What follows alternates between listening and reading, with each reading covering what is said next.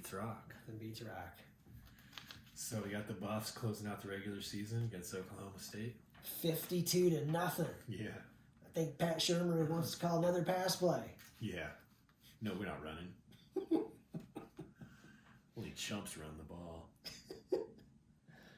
They had like 145 yards of offense in the first half. Just, pathetic.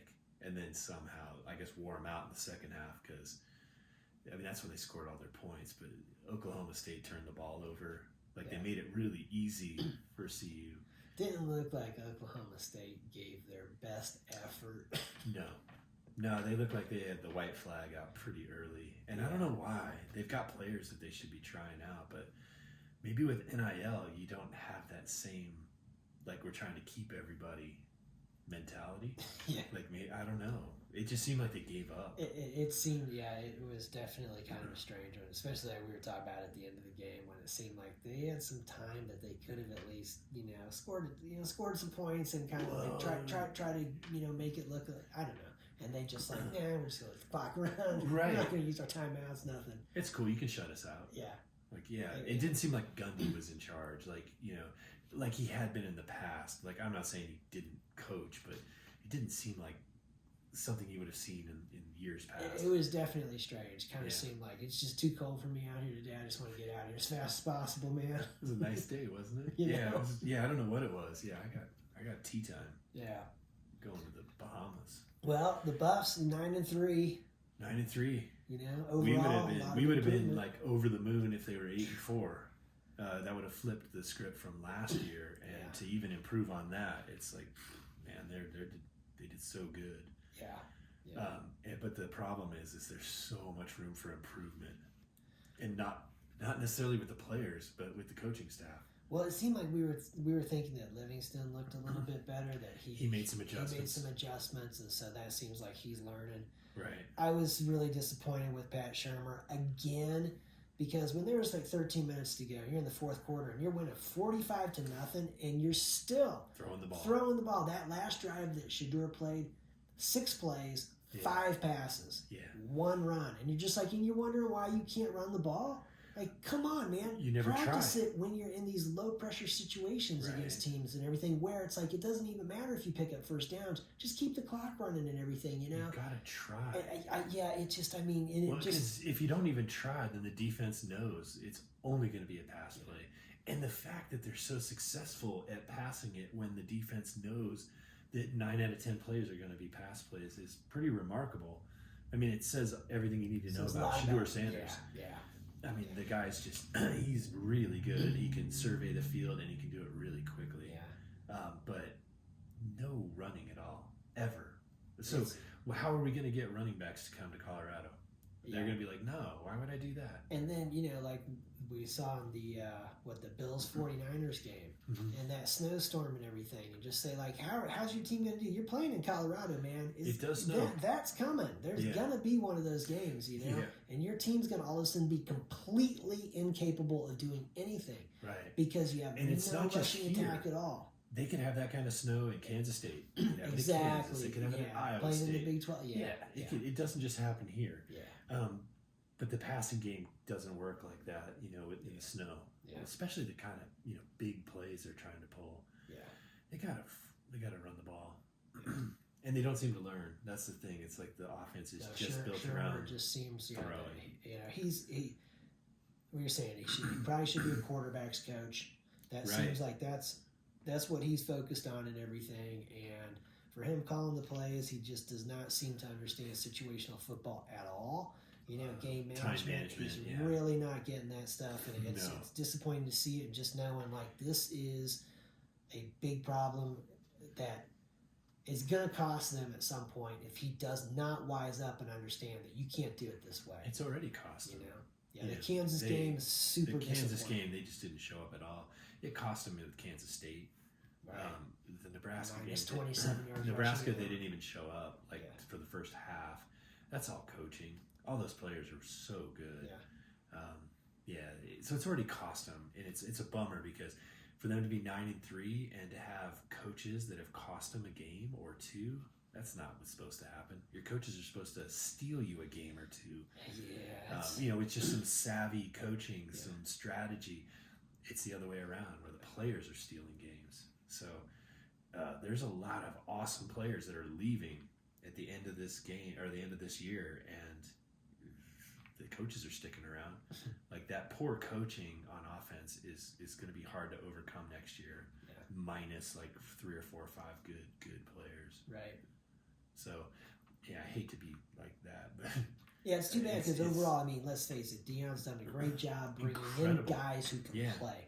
The team is so much better, and so there's a lot of improvement there. But it's very concerning what we're seeing on the offensive side of the ball with no running game and no awareness that you're having opportunities in these games where you're up in the fourth quarter by multiple scores and you're still not working on your run game against an opponent, a live opponent. Yeah. Like, this is when you should be working on this and everything, and to see that not happen and just like, and then when you really need to run the ball, you're not going to be able to, So if you never try. And you're just incomplete passes. Stopping the clock and all that, You run the ball, even if it's for 0 yards, you still run the clock. Maybe they have to spend their timeouts. So it's a win. But they're not even trying. Yeah. So their bowl game, I don't know. We don't know yet, but they're talking about the Alamo Bowl against BYU. I know people are kind of lukewarm on that one, but like we were saying last time we played BYU in a bowl game. The next couple of years after with Coach Mack in the day, turned out pretty good later. They were thrown down, so and then possibly the Holiday Bowl. I don't even know who they're talking about that they would play if they go to the Holiday Bowl. I don't think there's any point in speculating. Yeah. It's a bummer that they're not in the running for the Big 12 championship game. After that, after they gave up their control over their destiny, you just got to sit back and watch, see what happens. And hopefully they go to a fun game, and hopefully it attracts more people to the program. I'm pretty sure that whatever bowl they play in is going to be the most watched bowl other than the actual playoff. Right.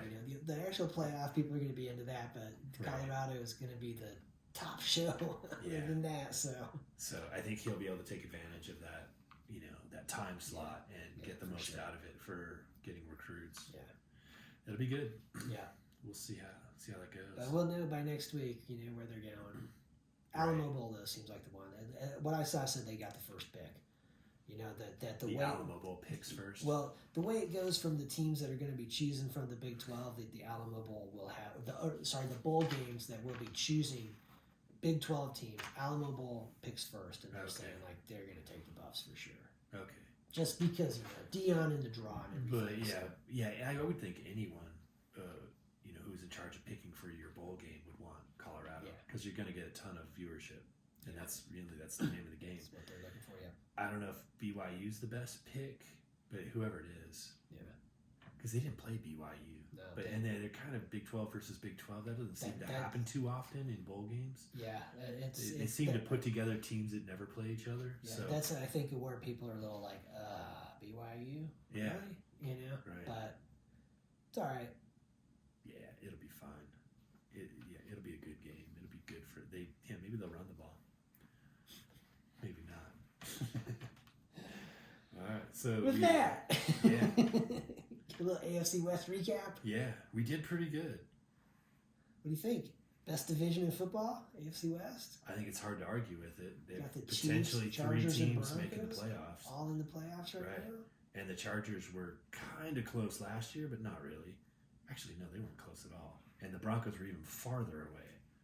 Yeah, well, I think the Chargers last year were 4th, and the Broncos and the Raiders were in it up until the last couple weeks, and then they both kind of fell down. Right. Kind of close with the Chiefs. The Raiders ended up like the second best team in the AFC West.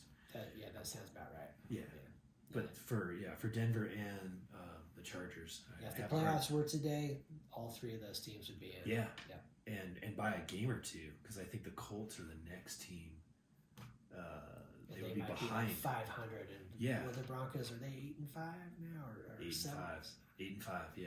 Is it 8-5? And hand it to the Colts because they went for 2, like late in their game against the Patriots. Instead of tying it, they went for 2 and won the game. Just stole it right from the Patriots. Nice.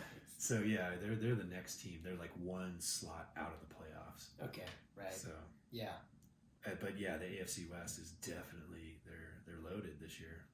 yeah. A lot of good things happening. Only AFC West team to lose this week was the Raiders. And that's because they played the Chiefs, and it was 19-17, and that was the two major takeaways I had was number one, the field goals in the cold weather. They're not going in from 50 plus. And for some of these coaches to be like, you got to wise up and realize that and start looking at that field position as being a little bit different. It might be 4-down territory, or you might just have to punt, pin the team down there, and count on your defense to stop it. Having Carlson go out there and miss three of them over 50, and then what happened at the end, seemed to me, Antonio Pierce, the better explanation of it is we needed to get 10 yards closer. That's why we were running that play. Right. Because where it was going to be a 50-yard plus. And you know what? He already missed he three was of them. not going to make it, man. Yeah. Not likely. Yeah. That was a pretty good game, though. I was surprised at how well the Raiders did. I'm just glad Mahomes held up. Yeah. Getting sacked like 5 or 6 times with that left tackle situation they got. Yeah, they got a problem. So you got Patrick Mahomes, and you got the worst left tackle play in the league. Probably. Yeah, you might want to fix that. DJ Humphries to the rescue. Well, they put the right tackle over there. Or maybe it was the backup right tackle. I forget what it was. But they had whoever played on the right played on the left. They're trying anything. Anything that will work. Because you got to protect How about Mahomes. if you put Morris and Suamadia out there at the same time? So one of them is kind of lined up as if it's a tight end, but it's just two big, giant left tackles to be like, okay, we're not going to let you get killed from your blind side. Nobody. We're going to have less guys out in the patterns, but we're going to make sure our quarterback doesn't get hurt. Sure.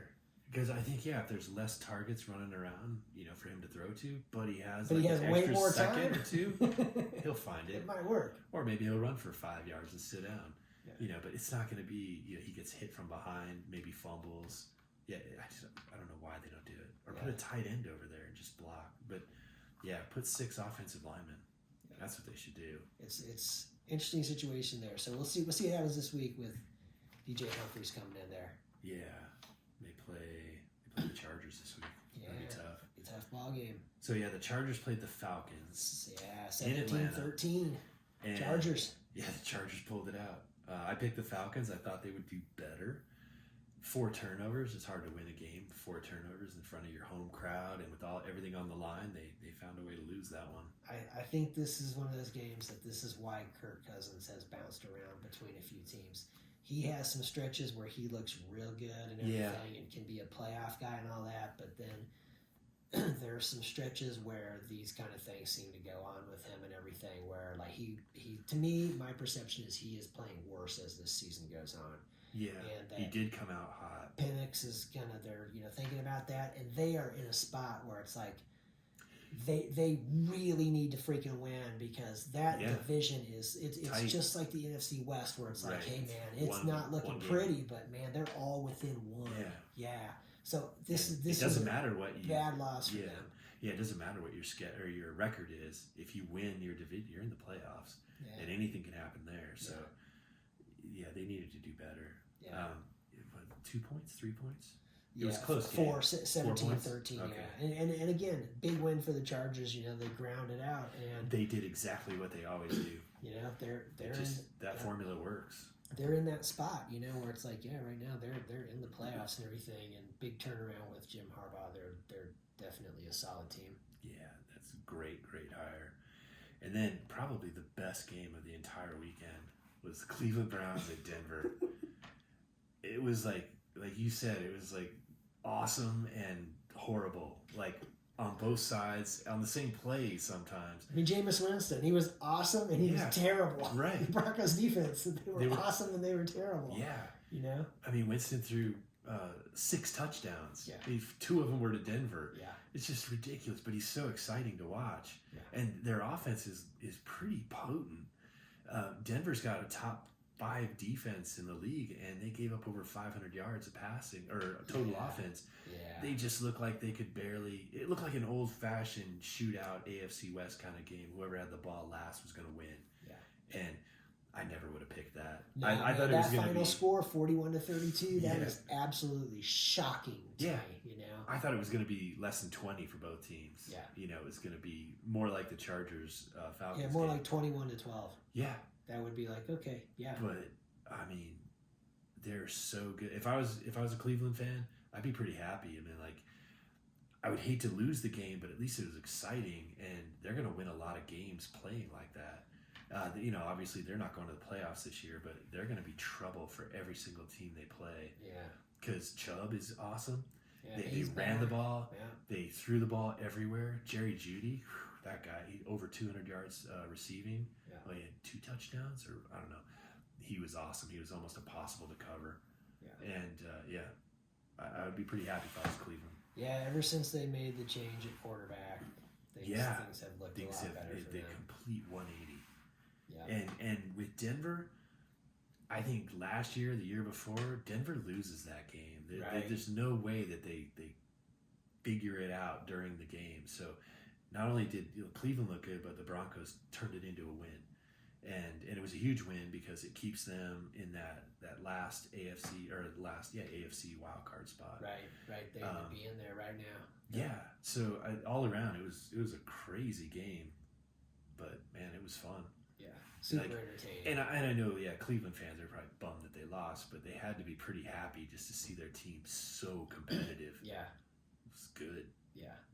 I had was fun. That was pretty awesome. And to do that on Monday Night Football with, the whole world watching, that was pretty awesome. Yeah. So, they've improved. Yeah. Just getting rid of one bad quarterback changed their whole outlook. So, Huge difference, yeah. yeah. Let's see, that brings us to this week. We have the Raiders are going to take on the Buccaneers. It's in Tampa. Bucks are favored by 6.5, They should be favored by more. and they're still fighting. They're 6-6. Yeah. I think the Raiders are probably thinking about beaches and playing golf. Oh, yeah. At this Lots of 10 playing golf. point. Or just staying home. They're in Vegas now. They can gamble. I don't think football's big. I'm going with the Bucks in this game. I think so. Yeah. Yeah. They look like they'll handle it. Yeah. Okay, no more time on that. We'll go to the Chargers. They're going to Kansas City. Yeah, they're in KC. This could be Arrowhead. This could be the biggest slugfest game of the week. DJ Humphries to the rescue. Or at least put 2 guys over there. Any adjustments? If not, yeah, this is gonna be an ugly slugfest kind of game. Yeah. You know? I don't know what the Maybe weather's a going to be final like. Score of like 4-3 Yeah. Chiefs because they're 40. playing in Arrowhead. Yeah. The fans are going to have to pull out another huge performance, be so loud that the Chargers can't hear. Right. It helped them last week. I mean, that was part of the problem. Right. Yeah. I mean, it would have helped if they got the playoff. Maybe the Raiders would have moved farther, or they would have got a field goal. But the crowd made sure there was no way Just that getting nobody so heard anything. Freaking loud that nobody can think straight. Yeah. These guys that haven't been in this exact spot before are just like. And I've never been to Seattle. I mean, I've heard it's the loudest stadium, but I've been to Arrowhead. It is the loudest stadium I've ever been in. Right. Like just deafening loud, and not a dome, so the sound just stays in there somehow. Yeah. But they definitely. I think they stole that last play because they never got a chance to even kick the tying or winning field goal. But I think they're going to have to come in and help the team out too, or maybe the Chiefs suddenly like bust out of their funk because they have been kind of just lucky and good. They've won some games that they probably shouldn't have won, but they're good enough. They should have won it easier. They definitely, and I think that their weaknesses are glaring Right now. And they're really hard weaknesses to overcome. When, like we're saying, when Mahomes is getting sacked 5 and 6 times every game Mm-hmm. because the left tackle is just awful. Period. Right. Like that. I think that's a really hard thing to have your offense actually being able to go, and so They got Pacheco back, so we'll now see. they've got basically a 2-headed running attack. I Yeah. think that they need to feature that a little bit more, right. and that will mess up the Chargers because I just don't think they're going to be. They like to grind it out and they like to be the hammer, Yeah.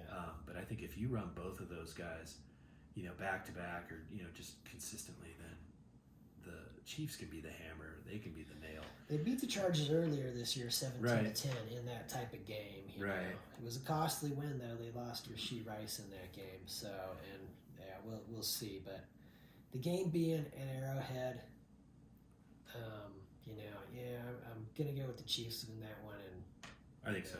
Probably kind of maybe some cold weather and stuff. But yeah. Yeah, I mean, I think the Chiefs haven't had a game that wasn't ugly. Yeah. Out of 12 games, they've all been ugly. Yeah. Even if you're like not a fan of them, like if you're a fan of them, they've been even uglier because you want more out of them.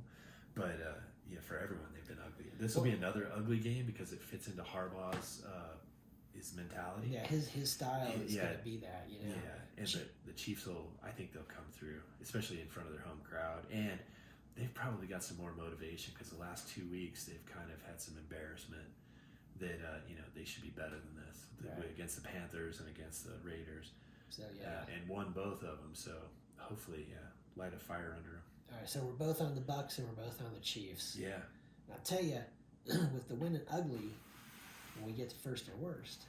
Yeah. Well, the Broncos have a bye this week. That's right. The Broncos aren't playing yet. Right. Yeah. So that's it for AFC. Yeah. It'll be good for the Broncos because I think they've had a lot of hype, a lot of craziness, and to have a week off at this point in the season is probably going to be really good for them. Right. They can catch their breath and just take a look for the final stretch. Yeah, take inventory of what's coming up rather than just the frenzy of going right to the next game. Right. And I don't think they, like a lot of teams, need to get healthy. I don't think they're really in a bad spot health wise. So it's a good time for a bye. Right. Hopefully they'll take good advantage of it.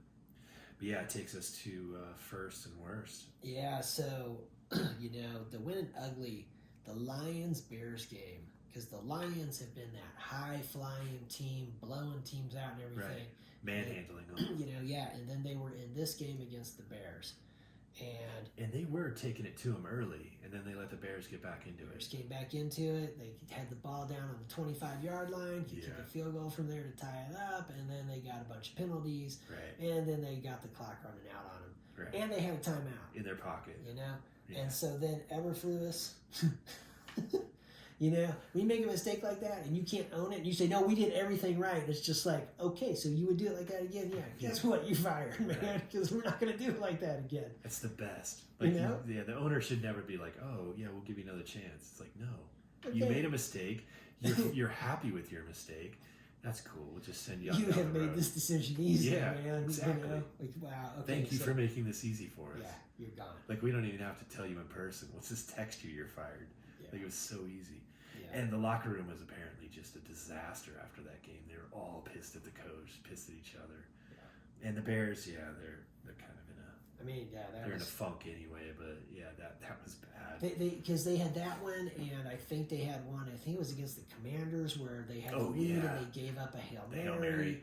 And so there's been... some of the defense was celebrating before they even threw the ball. Yeah, there's been a couple, there may even be another game in there that they blew at the end like this. I'm sure if you're a Bears fan, there's more than those. Yeah, so we were talking about situational football and all that and everything. It's like, this is clearly a coach that's not winning those close games for me because he is making some really bad decisions. Bad choices. And then he's doubling down on it when he's being interviewed, and it's like, okay, so, he's out of there.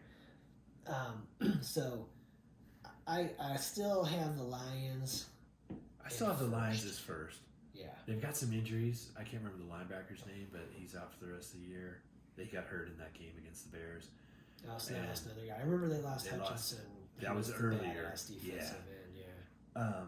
We'll see. Yeah, I think they're still the best team in the NFC North, and I still think. Yeah, I've got them first. They're going to have a tough one this week with the Packers, but it's in Detroit. Yeah, and the only thing, the Eagles are kind of nipping at their heels. The Eagles are up and coming. Yeah, the Eagles could they could overtake them if the Lions don't take care of the Packers. Yeah. So the Lions aren't cruising by any means. But so they've got the Packers coming to Detroit. And we were talking about the interesting situation is if the Lions stumble and the Eagles end up with home field advantage in the playoffs, right? That might be tough for Detroit to have to go play in Philly in the outside. cold weather since they play Yeah. inside. And Philly's not a very hospitable place anyway. No. I mean, to play football in. Yeah. Their fans are notorious. So yeah, and the Lions. I mean, obviously they live in Detroit or in the Detroit area, but they don't play outside. They probably don't practice outside. Right. That doesn't mean that they're not used to being outside, like where like a really They're nice at least Miami. living in Yeah, it. they live in it, so yeah, they should handle it. Yeah. They do. They play in Chicago. They play in Green Bay. But when they go to Minnesota, it's also indoors. Yeah, So 'cause you were pointing out only three outside outdoor games all season. year. So It's kind of crazy. interesting situation. But the Lions need to take care of business. Otherwise, they could be in a little bit of trouble Yeah, that because they've been running. that could stymie them. Yeah, they've been out in front all season long. I mean, they had the early slip up against the Buccaneers, but other than that, they've been in charge. Yeah. So you wouldn't want to give it back now. Yeah. And the Eagles have quietly moved their way back up. Yeah. So we'll see. Yeah. I still have the Lions over the Packers, but I think the Packers are definitely going to make it interesting. Yeah, that should be a good one. That's a good matchup for this week. All right, that takes us to worst. Well, There's quite a going back to New York on Are this you? one. Yeah, I was gonna say, man. there's quite a group to pick from. Yeah.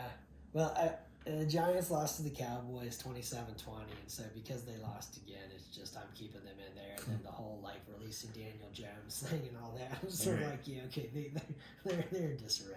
New And York. I then- like that. And then the Jets, they lost to the Seahawks at home. Yeah. Okay, 26-21, and I heard that the owner was somehow Lee contemplating the benching Rodgers thing. Yeah. And I just thought, you know what? You guys are getting on this list as worst because you haven't benched him. If you benched him, you won't be worst anymore. I'm going to be out of that Right. slot and be like, way to go. You did the You right will- thing there, man. You will have made the first positive move all Yeah, season long. Yeah. But as long Until as then. you got to go past just thinking about this. You Yeah. know? And so this week they're playing at the Dolphins, so I'm going with the Oh, Dolphins. I know. in that They've game. got a bad setup. Yeah, Jets at the Dolphins and the Saints play the Giants. Yeah, I'm going with the Saints. Yeah, I am too. I'm going with Derek Carr. He's going to find it this week. Yeah, and they're good. They've been riddled with injuries. Horrible luck. Now, if something happens to Derek Carr, Spencer Rattler's going in there, then I'm going to switch that pick to the Yeah. Giants. Yeah. But, They'll pull the string on that. I'll take that one back. wait a second, man. If that dude's starting, no. I'm going with the other team for sure. They got their coach fired too. So yeah, they're kind of a mess. Yeah, that's right. Dennis Allen got Yeah. fired, Right. All right. Well, I've still got the Raiders as my worst. Yeah. They're in complete disarray. They're 2-10, and they play the Bucs. We already said the Bucs are going to beat them. Yeah. But the one interesting thing is there's 8 teams with 3 wins or less. That's crazy. And- Quarter of the league. Yeah, and the Patriots are 3-10. Yeah. There's 4 teams that are 3-9, and there's 3 teams that are 2-10. So the Raiders are 2-10. So I'm Yeah, gonna keep them right that's- where they are. They look. If their coach had handled the loss better, or the press conference, it would have said something. But the whole idea of we weren't wrong. It was so surprising because what Antonio Pierce said was that they were basically trying to run the clock because They were they gonna kick didn't the want ball. to kick the field goal With time time. remaining. They wanted to basically have that be the Yeah. last play and everything. But it seemed to me, because that's why he tried to explain that play that they ran Right. and everything, and that basically their idea was that they were going to just throw the ball away. Right. But I'm sitting there thinking, man, you guys weren't close enough. You needed No. to get 10 more yards I because think the that ball was wasn't traveling. Yeah, it was like a 51 or a 54-yard field goal if they had kicked it from that it was spot. 50 And plus. and he'd you know? already missed 3 from that distance on a bad. And he's a good kicker. Yeah. And so it's like, look, this isn't because this guy sucks. It's because No. the ball's not traveling, It's man. cold. It's cold. It's not traveling. You got to get closer. Right. I'm sure this dude makes them from 65 and Inside, nice yeah. weather out in Vegas, but that's not Right. what you're playing in today, man. You got to get close. So he could have just explained it like that and just said, look, we already Yeah. missed 3. Right. You know, we had to get closer. But it That's just- why we were running that play. It just shows you, this isn't my fault, kind of an answer. Right. It's like that's kind of why they're in trouble. Yeah. Like nothing's their fault. From top to bottom, they just find a way to lose. So I still got them as worse. They're going to be up there for an early pick. Yeah, Yeah, That's a bummer. maybe Shadur Sanders, huh? I heard Well, they talked about Miami, but Miami's kind of rebounded with Tua coming back, and so maybe he's not going there. But yeah, look at these teams. There's 8 teams that are going to pick before Miami. So Shadur Sanders and Travis Hunter are probably going to those 8 teams. Well, I think Shadur Sanders and Cam Ward are definitely going to go to one of those teams. My feeling on Travis Hunter is he's going to be a top 10 pick, that he's going to go early. You think so? Yeah. I'm sure he's a day 1 first round pick, no doubt about it. But I think he might fall to kind of a mid pick, just because if you're one of those teams picking in the top 10, you're probably in a bad spot. So you've got bigger holes to fill, and to just go out and get a really good wide receiver and cornerback is probably not going to sell very well unless somebody trades up for him. Yeah, I think it'll be really interesting to see, because I think he's going to be graded out as the number 1 player in the draft, even though we know that he's not going to be taken number 1 because of the value on the quarterback position. Yeah, and so it'll be interesting to me. It makes me think I think he's gonna go. I'm thinking he's for sure a top 10 pick to me, and that it will be interesting to see which team does it, and if anybody. Because bottom line is, as a Chiefs Broncos fan kind of person, I'm thinking like he's not going to be around when those teams are picking. No, definitely not. No way. But I think if you're the Jets or you're the Giants and you pick Travis Hunter, the fans are going to be like, "Whoa, we've got like 20 other spots we need to fill before we get to that spot." So he seems like, I don't know, I guess there's 2 philosophies. Either you fill the spots that you need, or you take the best player available. And, he's obviously going to be the best player available for like in the first 10 spots, no argument. Yeah. So if you're, one of those teams that needs a quarterback, but you're like, man, that guy's there, maybe that's the reason you take him. Right. But he's not going to be around for, competitive teams. Like unless somebody has like one of those weird picks from 2 seasons ago that puts them high and they can, or they make a trade. Right. Sanders and Ward are going to go 1 and 2 at the quarterback position. And there could be some, defensive linemen or some offensive linemen that are highly coveted. But he's going to go, Travis Hunter's going to go high, but definitely first rounder. I can't see any scenario where he falls out of that. No. I think if you look and think 14 teams are going to make the playoffs, that those 14 teams are definitely not going to have a shot at Travis Hunter. He's going to be taken before those 14 picks happen. So there's 16 or 18 teams that can pick before that, potentially. So it would be. Yeah. There's 32 teams? 32, yeah. Yeah, so 18 teams. So he would get 18, they've got 18 shots, and then plus whoever's like got some. I gotta say too, man, it definitely would not surprise me if he goes in the top 5 picks too. Like it wouldn't, but it might be a tough sell for the fan base of whoever's. How high did Marvin Harrison Jr. go last year? I don't know. He went to the Cardinals, and I think he was a super early pick. Right. There's a lot of quarterbacks taken in the first 12, 15 picks. The first couple, but I think you're right. He was top 5. He went early, and it seems like the value. He's not a bad pick. No, there's no doubt about it. Like quarterback is the top highly value, coveted, and then it seems like kind of defensive end and really left fucking tackle, man, which is the situation with Kansas City where you're like, wow, man, okay, so you guys really need that. It's not just I mean it's a big important position on every team. Well, unless you have a left-handed quarterback. Yeah. And then from there, though, it starts going like corner. Corner is super important because this is a passing league now. Right. And so that's where it's like he's playing a position that does go early, whereas if he's a running back and he's great, like the kid at Boise State, I just think, I don't know how early that's going to happen, and everything. Like, I remember when the Falcons took Robinson out of Texas, who's their running back now, and he was taken early, and at the time I just thought, come on, Atlanta, you guys need, that's not going to help you very much right now, But the running back position is not valued that highly at this point, No. So they're not running the ball like 30, 35 times a game. Yeah. The offenses are set up differently. It's almost set up to where you should have 2 running backs.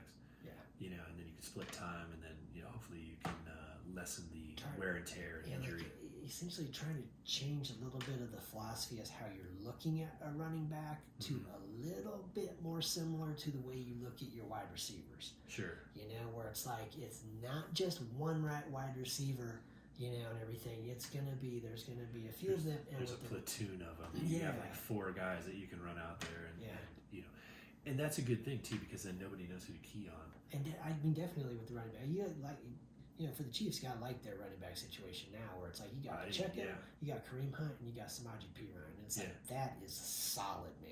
Yeah, and they all bring really something different to each play. Yeah, you can't go after all 3 of them in the same way. Like whoever's in the game can get stuff done, man. Yeah. So you know and they can all hurt you. Yeah. So and instead, like we said, you know, I'm thinking you don't really want to see one guy 20 plus touches, you know what I mean? Right. And it's like, hey, spread that around a little bit and everything. You know, you still want that many touches with your running backs, but maybe not just one guy, because maybe he has one great game doing that, maybe 2. But it takes a toll. How long before he's, you know, it'd be interesting to see with Travis Hunter, like, will he get the opportunity to play both sides of the ball, or be very limited? Right. The thing is he is a solid pick at either position. He's probably the best receiver and the best corner in the draft. Oh yeah, and at Colorado, like, you know, he scored 14 touchdowns this year, and I think that was 2 better than the previous record. Over 100 years of, you know, wide receiver. We've had some really good ones that haven't scored 14 touchdowns in a year plus. You know, I can't remember how many interceptions, 6. And they don't throw to him much because they're afraid to. He doesn't get a lot of tackles because they don't throw to him. But he's a very solid player in both positions, and I don't know what he would do on special teams if, you know. But like in college, I mean, if they were going to play him on special teams, now he's playing every play. The kid needs a break. Yeah. So but I would imagine he's probably pretty good if you get him the ball in open space. So I just wonder, like, what team I guess it would depend on what team picked him. Would they want to utilize him on both sides of the ball? Right. Because it's pretty rare. Yeah. I mean, you got to go back years to find, you know. Charles Woodson, he kind of did some of both, you know. Yeah. Not a ton. I mean, it's like Charles Woodson and Deion Sanders, but it's like with those guys, they were definitely more corner than receiver. Yeah. You know? And then you had Champ Bailey. He did it in college. Yeah. But not so much in the NFL. He was way more corner, Oh, yeah. And then Deion Sanders. Yeah. You know, so it's a short list.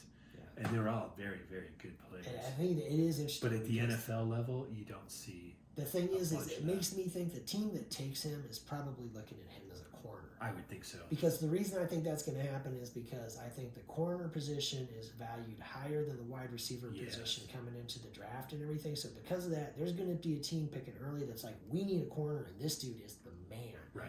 We're going to get him and everything. So the team that thinks we need a receiver and he's the man, it's like, I think there's a shorter list. Exactly. That it's like the teams that want to take receiver are kind of drafting back a little bit later, and so that's what makes me think it's a smaller need overall. Yeah, if you've got a guy, because the teams that want a receiver, in a way, it's kind of like some of those teams that are like they're playoff teams, and they're thinking we need this dude to throw us over, like the Chiefs taking Xavier Worthy. You know what I mean? Where it's like, okay, we need a guy for third down. We need a guy for like just to this dude give us extra weapons. You know. Maybe they should have taken a left tackle, but Xavier Worthy's been pretty good. So maybe they thought they took a left tackle. You know, that's true. They're giving these guys a chance. But so it makes me think that Travis Hunter, I think he's going to go really early, and I think there is the possibility of him being top 5. Yeah. And I guess it'll be interesting to see which team does end up with the first pick and everything. You know, because if it's the right team, he might go number 1. Right. You know, right. If it's the right team, if they're like, you know what, we're kind of okay with our quarterback situation. We don't want to take that pick, but man, this dude is sitting there and he was bananas in college. So yeah, he's crazy good, and he runs defensive patterns better than some of the wide receivers are running their own patterns. It's like the recognition. I don't know if it's just natural ability or if he just watches so much films that he just like knows what they're gonna do. He also leaves coverage like when he sees that the quarterback's looking the other way. Like, you know, and I know in college it's a little bit slower, but he's made some great plays that he wasn't targeted or his player wasn't throwing the ball to. Yeah. He left it and then double teamed. You might not be able to get away with that in the NFL as much, but at that age, to be able to like look steps ahead, it's not very common. Yeah. So Yeah, I think he's a player. special. Yeah. So yeah, I can't wait to see where he goes. I hope it's someplace good and they don't like waste him for 2 or 3 years on a really bad team. Yeah. So who knows? Even Dion had to play for the Falcons on some Yeah. pretty weak teams before he got Right. free and went out to San Francisco, won a Super Bowl, and then with the Cowboys won another one. And he was still awesome at Atlanta. He was awesome in Atlanta. Yeah. Yeah. So I mean, yeah, they didn't win a lot, but he was awesome. He was awesome. Yeah, he shut down his side of the field. Yeah. Like those old. He returned a punt for a touchdown and a couple interceptions, and the Falcons lost 13-7. Right. With the score coming on his return. Yeah. You know. Yeah. So yeah, pretty good guy to have for your head coach. Yeah. All right. Well, we'll watch these games. That does it. Yeah. We'll watch them and see what happens. Beats rock. All right, nothing beats rock.